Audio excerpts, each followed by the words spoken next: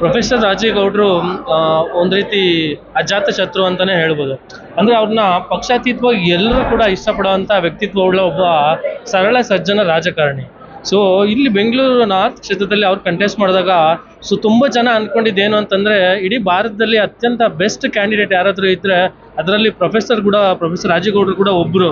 ಅಂದ್ರೆ irrespective of political parties ಅಲ್ಲೂ ಕೂಡ ಎಲ್ಲಾ ಪಕ್ಷಗಳಲ್ಲೂ ಕೂಡ ಸೇರಿ ಹೇಳ್ಬೋದಂತಂದ್ರೆ ಅವರು ಒಳ್ಳೆ ಕ್ಯಾಂಡಿಡೇಟ್. ಇಡೀ ಇಂಡಿಯಾ 543 ಕ್ಷೇತ್ರಗಳಿಗೂ ಕಂಪೇರ್ ಮಾಡಿ ನೋಡಿದಾಗ best candidate for this Lok Sabha election ಅಂತ ಅನಿಸ್ತಿತ್ತು. ಸೊ ಬಟ್ ಅನ್ಫಾರ್ಚುನೇಟ್ಲಿ ರಿಸಲ್ಟು ಬೇರೆ ಥರನೇ ಬಂತು.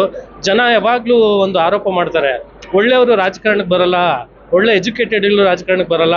ಅಂದ್ರೆ ಯಾರು ನೆಕ್ಸ್ಟ್ ಎಲೆಕ್ಷನ್ಗೋಸ್ಕರ ತುಂಬಾ ಜನ ರಾಜಕಾರಣಕ್ಕೆ ಬರ್ತಾರೆ, ಆದ್ರೆ ಪ್ರೊಫೆಸರ್ ಅಂತವ್ರು ನೆಕ್ಸ್ಟ್ ಜನರೇಷನ್ಗೋಸ್ಕರ ರಾಜಕಾರಣಕ್ಕೆ ಬಂದವರು.